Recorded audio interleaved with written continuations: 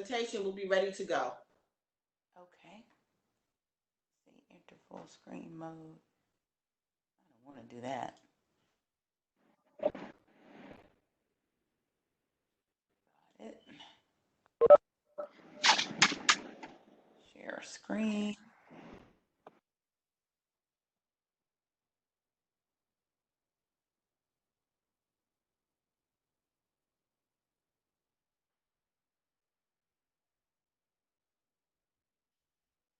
How much of my screen are you seeing? I'm wondering. Are you just seeing the slides or are you seeing extra? No, that you're good. Okay, good. I'm not going to be as focused on the chat this time because nobody really engaged that way. I would like to see myself though.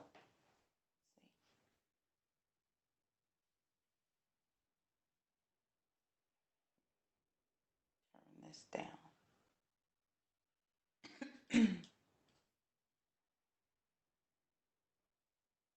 When you minimize it, you're only going to see yourself in a small box at the top of your screen. Right. So that's all. That's the only thing you'll see.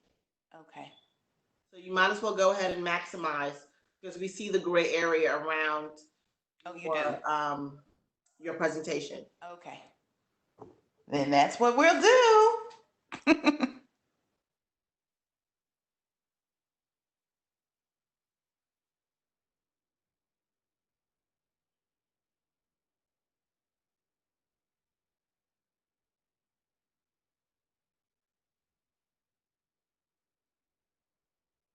So, good afternoon. I'd like to welcome everyone to Resilience in the Age of COVID-19 featuring L. Michelle Smith. She will bring to us a workshop, just some tips on how we can manage our time and think of our professional future in this particular new normal that we're dealing with today. Michelle Smith is a certified personal executive coach, and she works with particularly students and graduates from HBCUs and PBIs like ours like our institution at Medgar Evers College find the career of their dream, or at least of the moment. So welcome, Michelle. Awesome. We look forward to hearing what you have to say. Thank you, Raquel, and thank you, Dr. Welcome. Roll. Yes, thank you. And the entire team, Roxanne, for having me. I am so thrilled to be here to speak to you, especially during this special time. It's senior week, and you're seniors, and you're trying to wrap this thing up and get to your next. And I want to talk to you a bit about resilience because it's so important to have that while we're going through a crisis. But you know, as leaders, it's one of those things that is absolutely imperative to be what I call a rock star leader. So, a little bit about my company. It's called No Silos Communications LLC, and we focus on developing rock star leaders who thrive at the intersection of tech, culture, and business. That's my value proposition, and it really dovetails from my story. And I'll tell you more about who I am soon. But I am a speaker and an author, so this company manages my personal brand. And then we have NSC Coaching, which is all about executive, career, and business coaching. And for executive coaching, I'm working with folks who are in corporate America who are trying to make it to their next, whether that means that they're trying to get promoted, get to the C suite, get to another company, to a better position, maybe even trying to start their own businesses. I can help them with that, which is a great segue into business coaching. I work with small business owners and entrepreneurs who are trying to scale, brand, grow their business and make more money. And then on the consulting side, that's where I actually deliver a product. So we have masterminds and workshops and trainings, and I work a lot in strategic comms. That's my background. I've done that for about 26 years, and in leadership roles as well. So bringing together leadership development and strategic communications is my sweet spot because you cannot be a great leader without knowing how to communicate, especially in this new digital and fractured economy. We'll talk more about that soon. Then there's a Culture Soup podcast, which, I started that first when I started my business in 2018 while I was still at AT&T, and it has grown tremendously. In the first 3 months, we made it to the top 10 in Apple Podcasts, business news category, and we've just been sailing ever since. It is a show that talks about everything at the intersection of tech, culture, and business. And if you log on and listen and stream today, there's an episode just yesterday where we talk about the issues surrounding names and hashtags. And of course, what's going on in Minnesota, what we saw in Georgia, and Black Lives Matter. So you'll hear more about that too.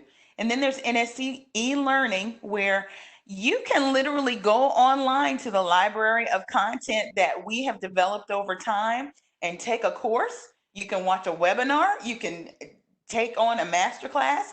Most of those things are recorded, but every once in a while I go live and we do audio casts and the like.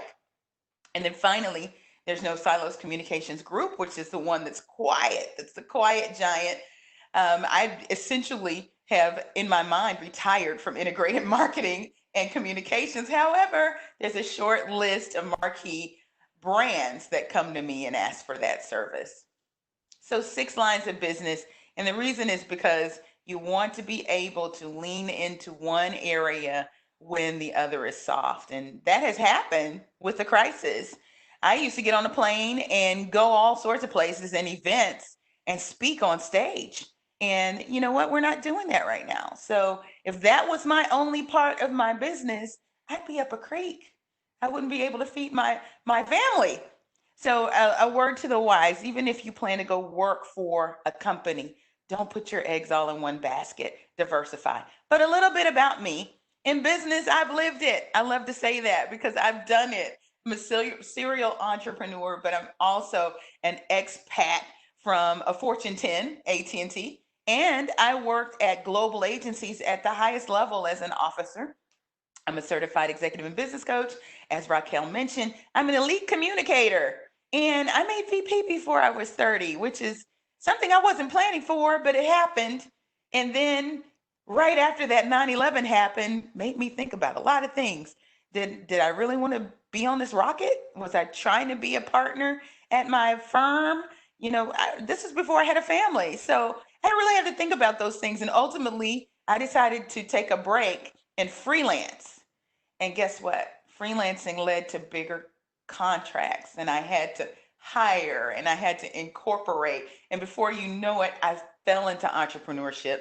I scaled the company to 7-figure sales in less than 5 years, which is kind of crazy looking back, but we did it. And I was also able to build award-winning businesses inside of Fortune 10, which was AT&T. And now the personal side of me, and just so you know, NSC Coaching and Consulting considers the person all one thing. There's no personal and professional. You're all one person. And guess what? This crisis has really revealed that for some of us, because our lives have collided at home. We have children that are working on school under our roofs at home. We have people who are working from home. And then we have people that are in and out. And you know what? When you shelter in place, everything's happening at home. But guess what? Before we even started doing that, when you went into work, you took everything from home with you. You can't exactly divide yourself, right?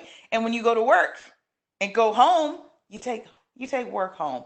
No avoiding it. So it's important that you know a bit about me. I'm born and raised in Dallas, Texas.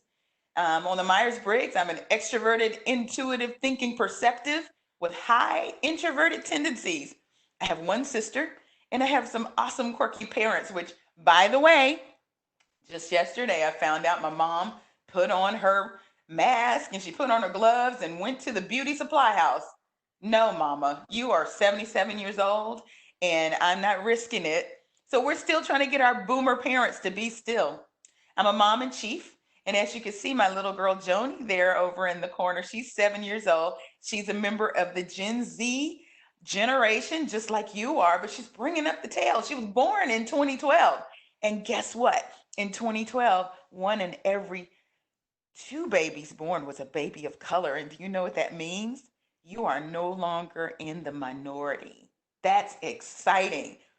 I don't even use the word anymore because next to Gen Z, we have millennials, and they are the most multicultural adult generation to come our way here in the United States. And that's before you add in LGBTQIA, that's before you add in accessibility market, women, all of this stuff. We are all diverse and we should be embraced. It's our strength and our power. But as you can see, my little one kind of looked like me. There I am standing with my dad. And people always comment that she's my mini me. And she is in a lot of ways, but I think she's going to be even more awesome. And I can't wait to see it. I actually live in Cedar Hill, Texas, which is right outside of Dallas. And I'm a professional singer on sabbatical.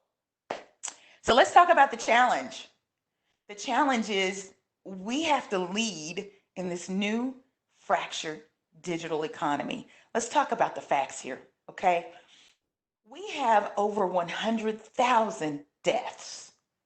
That is a 9/11 every day we wake up in the morning. That is dismal. It is traumatic. I wanted you to know that you are being traumatized, even if you're not sick, even if you don't have family members that are sick and dying. If you are living in this age and you are experiencing this, the loss and cancellation of everything that you planned, you're grieving.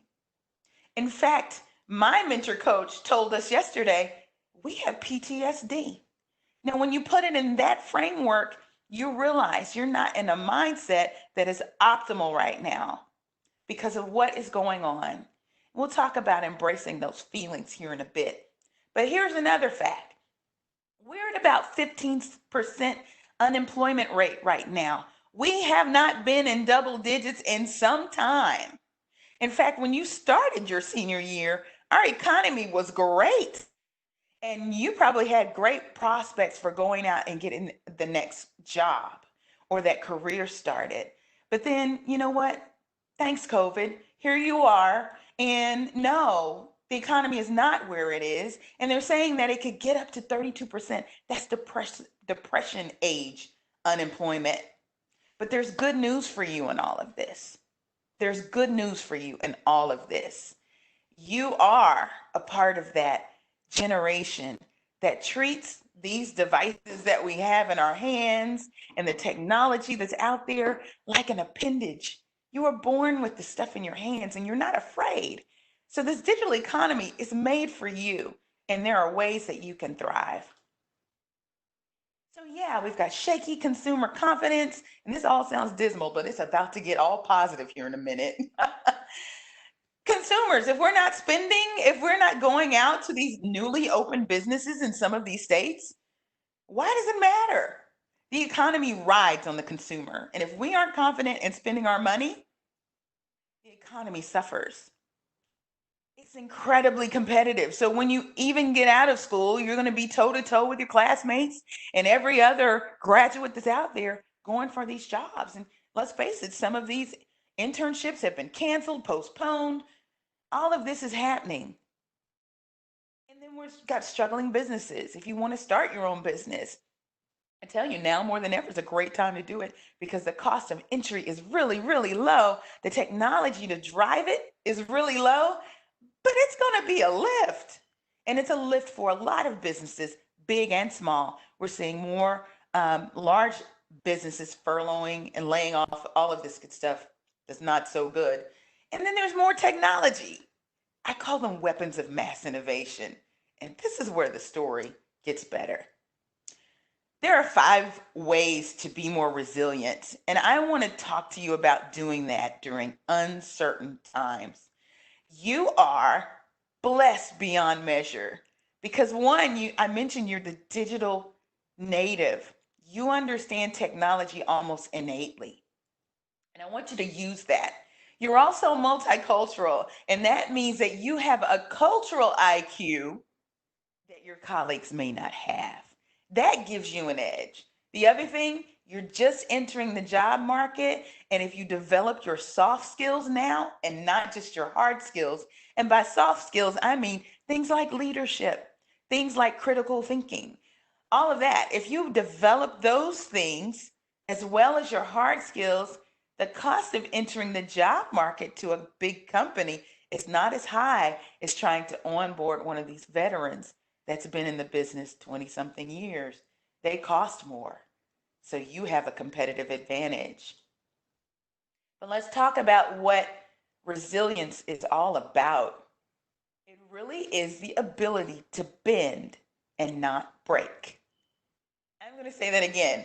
Resilience is the ability to bend and not break. How many of y'all hear that and say, you know what? I've already got that. And I'm here to tell you, you already do. You're the class of 2020. You are different from any other class of 2019, even my class of 1993, all of that. You're different from all of us. And do you know why? You're already weathering COVID-19. You're weathering the crisis of our lifetime. We have never seen anything like this. And you are the frontline workers too. Some of you are the essential workers and you're going to school. You know what I know about you? You're not only resilient, you're tough, you're brave, you're courageous, which is actually one of my strengths in the strengths assessment that I took from the University of Pennsylvania. One of my strengths is courage. And let me tell you a secret about courage. Courage does not exist without fear. Think about that. If you don't have fear and you're not afraid of something, there's no reason to be courageous or brave. In fact, it means that when you see fear, you push through it anyway. You're still walking forward and you're still getting things done. It's not to say that you're not feeling things. And I encourage you to feel whatever you're feeling. Get it out. If you're angry, go punch a pillow, okay? Go outside and yell if you need to.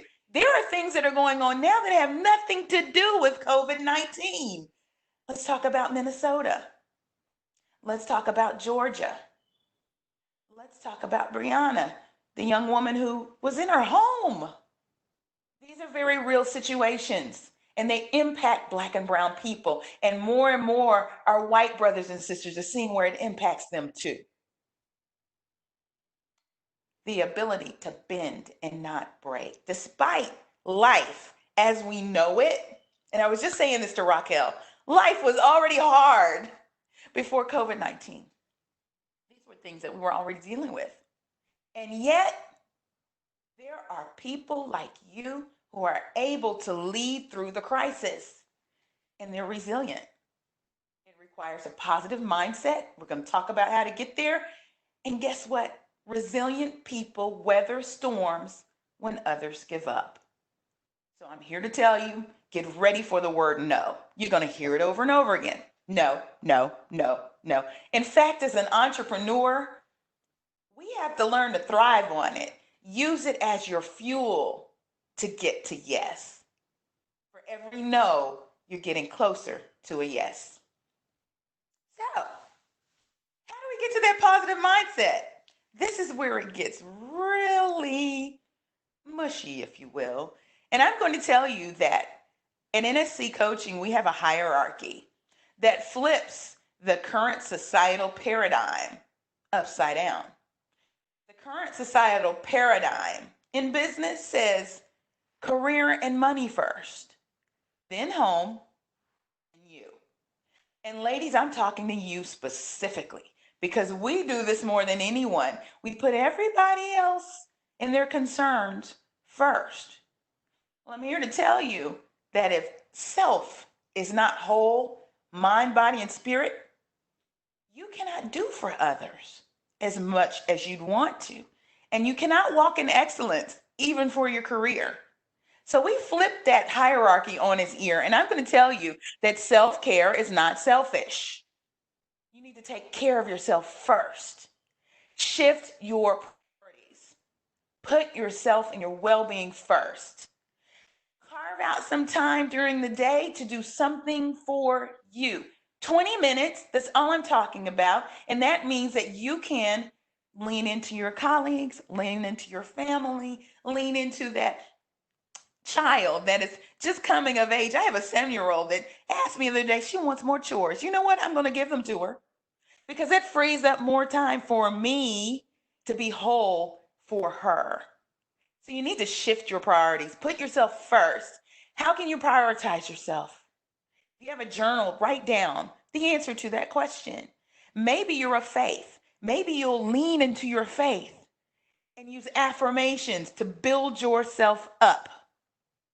Maybe you'll meditate.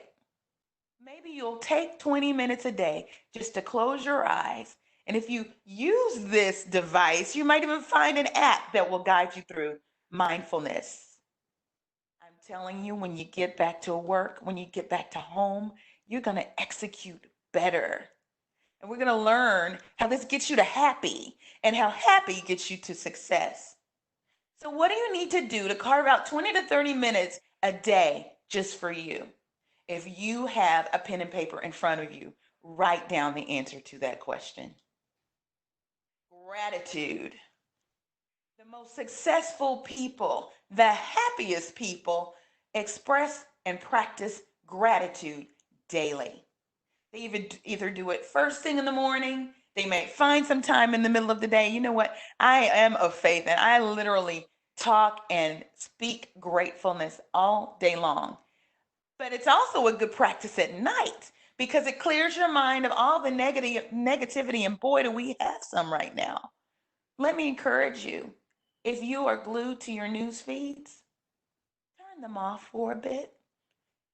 There's only so much of this that we can take. And it's one thing to be on the front line in Minnesota. There's another front line. You're in the front line in New York, ground zero for COVID-19. But if you're in Minnesota, you have some other concerns right now. And many of us have taken those on too. But here's the thing. If you're scrolling through Instagram and Twitter and Facebook and you're watching CNN or CNBC or Fox News all the time, you're feeding yourself negativity. You need to give space for gratitude. And that means you need to take stock of the things that you know to be true. What do I know to be true? I know that I am healthy. I have the ability of my limbs and my mind. I'm in my right mind, and I'm able to speak to you today. That is a blessing, and I am grateful for it. What else can you be grateful for? You have your journal and your pen and paper. Write down something that you're grateful for and make that a habit every day. Gratitude promotes forward movement. Listen to that. If you want to get unstuck, get thankful. It also produces hope. And guess what you can't have without hope? You can't have goals. We're in business. You're in the business school. And so much of your planning deals with goals. And guess what? If you don't have hope, there's no way to even write out a goal because a goal is forward looking. Practice gratitude. It will help you to grasp on the hope, and you can not only articulate your goals, but you can move forward towards them. So what can you do to move forward in your career and business despite what's going on? Here we are. We're going to shift our priorities. We're going to shift our mindset. We're going to shift our attitude. But here we are, shifting our mindset. Here we go back to this 20 minutes to 30 minutes a day. I call it white space. In fact, this is the time where you don't let anything else into your brain. Do you know how productive you can be if you just carve out that time once a day? I'm not talking about lunchtime. You need to eat. Do that. If you want to listen to music while you eat, that's great. And I hope you are taking a lunchtime. But this is separate. Whether it's in the morning or whether it's in the evening, take the white space and embrace creativity. You know, creativity is the very essence of innovation. And innovation is that fancy word that corporations and businesses use to do what we know how to do already, especially people who are of color, we know how to make something out of nothing. Our grandmothers did it. Our grandmothers do it. Our forefathers did it. If you have um, immigrant parents and grandparents, you better believe they innovated. It's in our DNA. So we're ready, okay? And it doesn't have to be a huge thing. You don't have to boil the ocean. Many times, what we do is very measured, is very smart. I'm going to tell a story that I didn't tell the other day, Wednesday, when I delivered this to the other group. Chicken fries. Have you heard of them? Burger King has them. And a few years ago, they were on the cover of the Wall Street Journal because they had increased their same store sales by 10x because of chicken fries. Chicken fries was an innovation. Let me tell you how smart it was. It wasn't a heavy lift. They literally took two things that they had at their disposal already. Two things that people already know and love. Chicken, which translates across every international culture. You know, fried chicken is in every culture. Look it up. It's on everybody's menu. And they took fries, Francis pommes frites, right? Fries. And they put those two things together and came up with something totally different that people loved. And chicken fries are the thing that brought Burger King back to life. You can come up with things that are creative by taking two things or three things we already know about and coming up with something different. What one thing can you commit to shift your business or your career into high gear? Maybe it is that you're just going to approach your social media differently. Make sure your personal brand is on point. Maybe if you're going to be an entrepreneur, you look for that way to diversify. So when crisis comes, you can still eat and your family can too, and you can still shop online. Now, you need to own your happy, and that means shifting your demeanor. Shift your mindset, shift your attitude, shift your priorities. Now we're going to shift our demeanor. We built the blocks with the gratitude. We've shifted our mindset. But I'm going to ask you this question. Where is your happy place? Now know that this does not have to be something with walls or a physical space. It can be that place in your mind that makes you smile. I encourage you in those 20 to 30 minutes that are white space to find your happy place. Music for me gets me to my happy place. If I can have a little house music cooking while I'm doing nothing, it makes me happy. You know, another happy place that I had pre-COVID, pre-lockdown, was a hotel in Las Colinas, right on the canal. That's where I would go to create and write on my book. My little daughter couldn't go. Nobody could go. It was my happy place, and that's where I could create. Do you need to remove some things to allow for your happy place? Because remember what I said, shifting your mindset to positive things, being grateful moves you forward. Guess what research is telling us now? Happy people are successful people. My certification in coaching is grounded in applied positive psychology. And the research shows that happy people are successful people, not the other way around. So if you go back to that paradigm, that hierarchy that I gave you, if you put self first, then home, then career, chances are you can grasp onto your happy and you can be more successful in that career. Okay.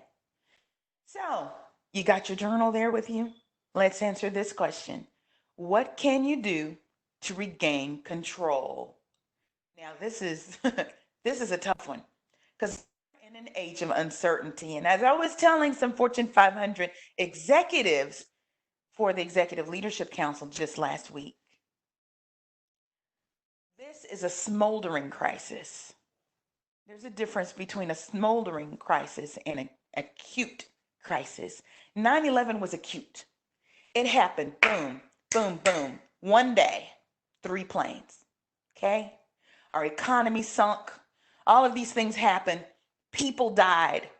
Businesses shut down simultaneously. Airlines were grounded. Acute, happened just like that. Then we had to deal with the fallout. A smoldering crisis, uncertainty is its epicenter. Every day, we don't know what's next. We see the numbers climbing for death. We see the economy tanking. Yeah. But what does that mean for us? Some of us don't even know what returning to school looks like. Will we go back to class? Will we have to work from home? What does this mean? If I have kids, does that mean that I have to figure out how to take care and do homeschool while I'm working? There are a lot of uncertain things that are unfolding, but leaders know how to shift the uncertainty. And while we can't control everything, there are some things that we can control. Remember how I talked about taking account of the things that you know to be true? Assess the knowns and the unknowns. What are the things that you know to be true? And what are the things that may be unknown but may have contingencies? Maybe there are 3 different outcomes. Maybe that you return to school, but only on a rotating basis. Maybe it's twice a week. Maybe you're there full time. Maybe you're working from home. That's 3 different contingencies. Now, can you plan against those? I think you can. And those things that are known, believe me, you can plan against. Exerting your own certainty means having a plan. So ask yourself, what can you do to add more structure into your day and into your life based on what you know to be true and those things that may be contingencies? In leadership, we call this reading the tea leaves. This is another soft skill. If you learn how to do this now, imagine what an asset you'll be when you go to your first job. There are people who are in veteran positions who have never read the tea leaves because they depended on their senior leaders to do it. How can you understand your context, your knowns, and your unknowns, exert your own certainty, and plan? Now, the last thing I want to urge you to do is to commit to that plan. So ask yourself, write it down in your journal. How will you move forward knowing what you know now? What will you let go of? I told the story the last time about what I'm doing. It's one, to support my family, but it also puts me first. I don't have a lot of debt, but you know what? I have some credit card debt. A lot of people do. I'm living well. My business is healthy. I'm paying my bills. My daughter is about to go to a new school in another district. I could just send her there because that district is open to having out of district children at this school. But it occurred to me, what if? That's a great question to ask yourself to get your creative juices flowing. What if? What if I didn't have a commute to her school? What if I could walk her to school every day? What if I could move to the community that we're talking about? What if I could actually downsize, take the equity out of this home, buy a home that doesn't cost as much, take what money I get, lower the cost of my monthly mortgage, and pay off all my debt? What did I just let go of in that scenario? I let go of something. One thing I let go of was comfort. It's very comfortable where I'm sitting right now. But I also let go of some things that would keep me stressed. One is that commute. And I know in New York, a commute is a whole thing, okay? And that is if you're driving, let alone walking. It's a whole thing. But when you're in the burbs and everybody's in a car and you're trying to get somewhere and there's construction too, and you're trying to get your little baby to school and get back to work, yeah, that's stress. I let go of that. I also let go of the idea that I need a certain size house. You hear what I'm saying? Sometimes we allow our comforts to hold us back. I urge you to be a little bit uncomfortable and see how you can push yourself forward. And guess what? If I don't have as much debt, I don't have as much bills, I don't have to work as much. I can save more and I can get into real estate. Ah, that's the way I want you talking and thinking. Okay, I'm getting my little warning here. Journal through the answers to the questions that are raised in this deck. And I'm going to make sure that Raquel gets this deck. I don't think I've sent it to you yet. But it's important that you do that because if you answer those questions, you're going to have the first seedlings of a strategic plan to move you forward, to shift your mind, shift your attitude, shift your behavior and your priorities, shift your way of thinking so that you can commit to a plan. That's all I have for you today. And I would be thrilled to answer your questions and stay in touch with you. Here I am. There's my email. I am on Twitter, IG, and TikTok at L. Michelle Speaks. On LinkedIn, you can follow and connect with me there, and there are my web addresses. So if anyone is in the chat, let's see if I can open that up. See if there is a question or two that I can answer. Alberto, nice to meet you. Oh, thank you. This is awesome. This has been the best meeting Makers has offered yet. Oh, that's great. You know what, Alberto, I would love to stay connected with you. Will you promise me something? Will you at least connect with me on IG or maybe LinkedIn? I'll look for you. We could stay in touch. Anybody else have questions? I'm open.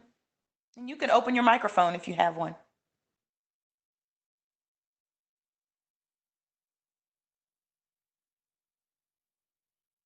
Awesome, Alberto. Great.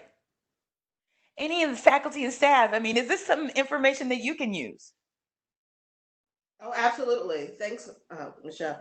I heard you talk about how how you're strongly considering making a big change, like downsizing.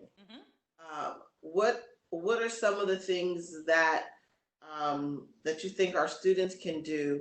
Because some of them are not necessarily downsizing, but they're trying to just get some things in order. And housing, as you know, in New York City and in Brooklyn is a hot commodity. Even during COVID-19, it's still a hot commodity. What are some recommendations that you would make for someone trying to navigate all of these different things, graduate, housing, the job market, what are some recommendations that you would make in addition to? It's not going to be one size fits all, but that paradigm that I gave you, that hierarchy for prioritization is going to be so important because as you listen to what I said about downsizing and moving and all that good stuff, there were two things at the core of that. And they were my biggest priorities, myself and my daughter. And what I urge the students to do, many of you are working parents. Some of you are, you're single, but you are taking care of family members. You are also juggling job and school, trying to do both. I need for you to really think about your priorities, the people who are very, very important to you, and their priorities. And that's where empathy comes in and your emotional intelligence to really figure out what is the need for yourself, your family, and those that you care for. Think about that, and that's going to drive the decisions that you make when it comes to career and school. And you're going to figure out, oh, gee whiz, I'm going to need to make X amount of dollars to be able to do this and that. Because you would have prioritized the things that are important in your life. Unfortunately, the way the US and American society goes, it puts money first, then home, then self. And in some cases, career, self, and home. And that's a great way to wind up stressed, unhappy, anxious, filled with anxiety, because the people who are closest to you and mean the most to you will be left wanting or needing. And then you will also be left wanting, needed, stressed, and anxiety filled. So my advice is to get your priorities in order. Prioritize the things that mean the most to you. You know, one of my sponsor mentors, her name is Cent Marshall. You may have heard her name.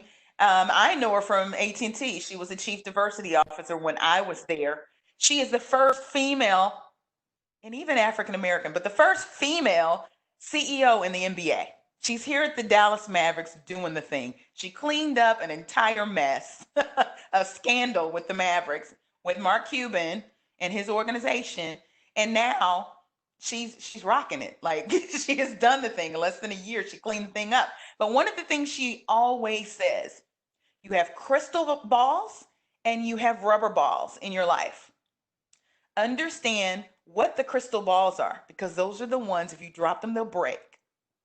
And the rubber balls, if you drop them, they bounce back. If you can qualify the things in your life in that way, you will know how to move forward. My daughter is a crystal ball. No matter what, I am not dropping that ball. If you can prioritize in that way, the crystal balls and the rubber balls, you will be on your way to making the right decisions. But again, it's going to be based on what your context is. And I know you can do it. Anybody else? Don't be shy now. So I guess what I'm hearing is that um, once you prioritize the things that you actually need, you'll also be able to figure out, in terms of career, or at least the now, what you actually need in terms of an income. Absolutely. So, depending on what's going on in your life and what you're able to do, because the pandemic has changed everything, um, um, whatever your financial goals may have been pre pandemic, because of what we're going through now, prioritizing may mean maybe you can actually earn less than what you originally set out to earn, only because you now have to manage more things at home than what you ever had before, and you might need that time to get things together.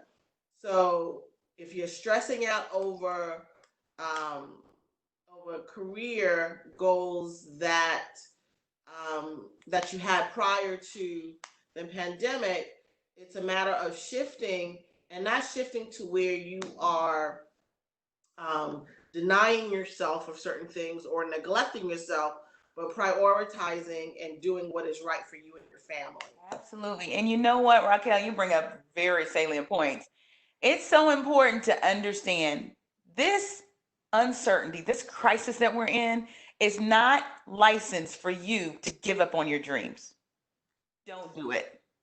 Don't do it. And let me tell you, there may be some things that you need to take now that may look like they're detours, but no, these are stepping stones. And I encourage you, that career that you're after, keep that goal. That's that hope that we talked about. But do for your family, do for yourself in the meantime. If that means that you take a position that you weren't necessarily thinking you might take, but you need the money to get you to your goal, take it. Don't just say, "Oh, gee whiz, well, I've wanted to be, this, person at this corporate organization doing these things by then," and say, "I'm not going to take this job over at Starbucks or wherever it might be because that doesn't seem to be in the right trajectory." No, take the job at Starbucks and look at it as fuel to get you to your dream. Don't give up on your dream. I will tell this story. When I was in graduate school, I'm a writer. That's what I was trained to do. I got my undergraduate degree in English writing emphasis and writer. And as that's a liberal art. It's not a hard, well, it is a hard skill, but it's not, in demand like a software engineer or something like that. I had to figure out how to make money. And that's what you got to do when you're coming out of school. How do you make money with the skills that you just got? So I'm thinking, well, gee, I would love to write a book, but I didn't have the credibility. I didn't have the expertise. No one knew me. I didn't have those things. What could I do? So I started interning. I went to a television station. I wrote for a newspaper. I did everything a writer could possibly dream up and do. And I made money at it. While along the way, I figured out that public relations would probably be a good space for me, because that would be a place where I could make a pretty lucrative, bring home. So ultimately, I ended up doing 26 years in PR and integrated marketing in all sorts of forms and fashions. Okay. But over that time, say again? With an English degree. Yes, ma'am. English.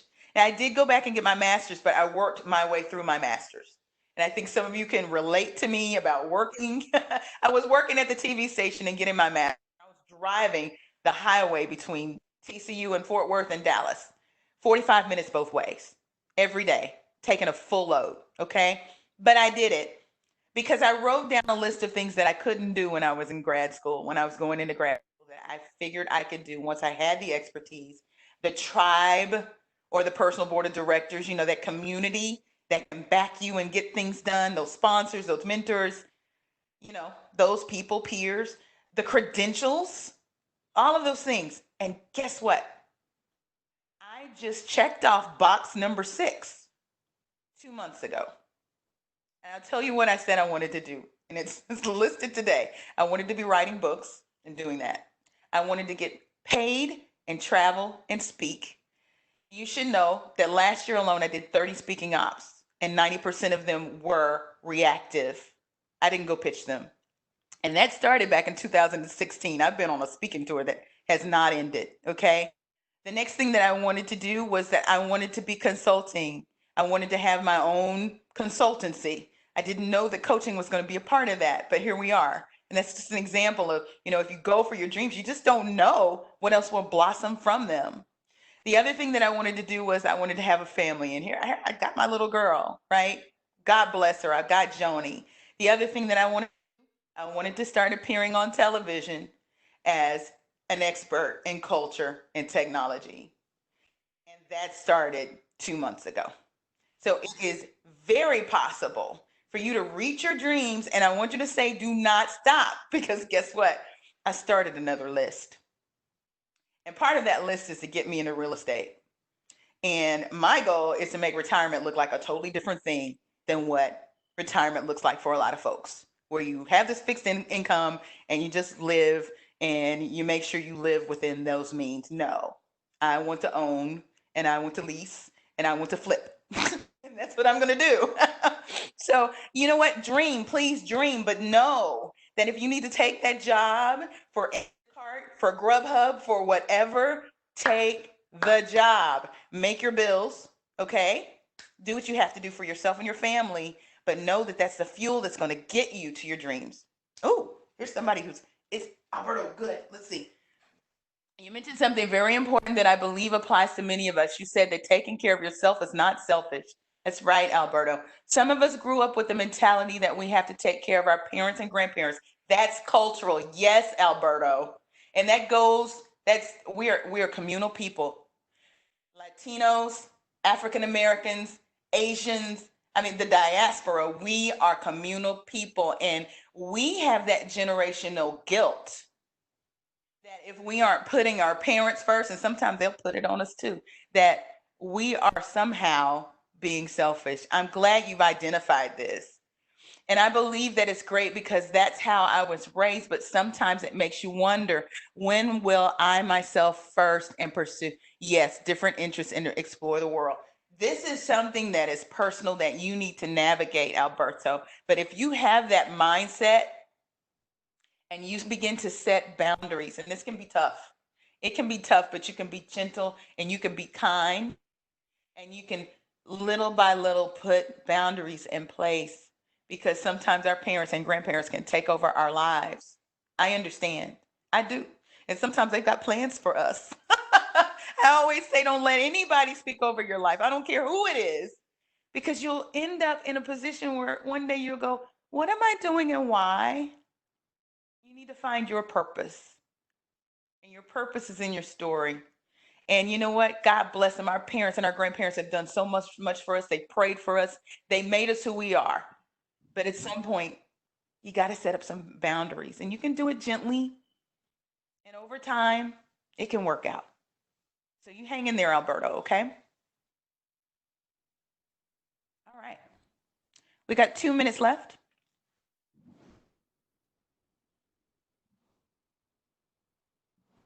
And again, if you don't talk to me now, you can totally connect with me afterwards, okay? You're welcome, Alberto. Thank you. I appreciate you. Go get them. As we wrap up, I want to thank you again for this powerful presentation. Questions for Michelle Smith can be sent to her at her contact information on the screen. If you missed something, you can always email me and I will get back to you as soon as I can.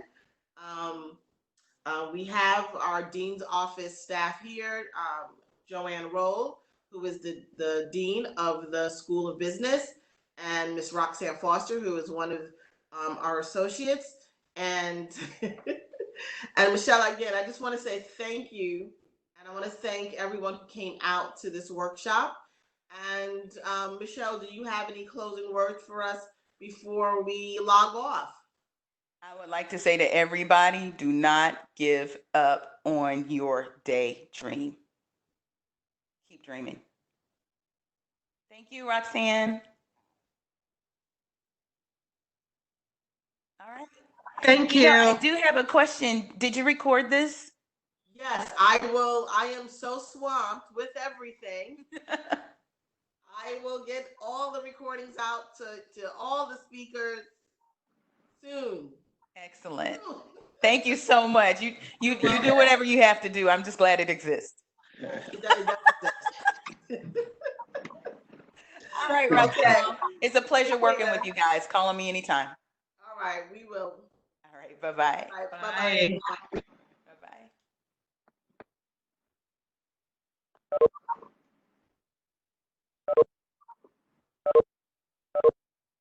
Wait, Roxanne, are you still there?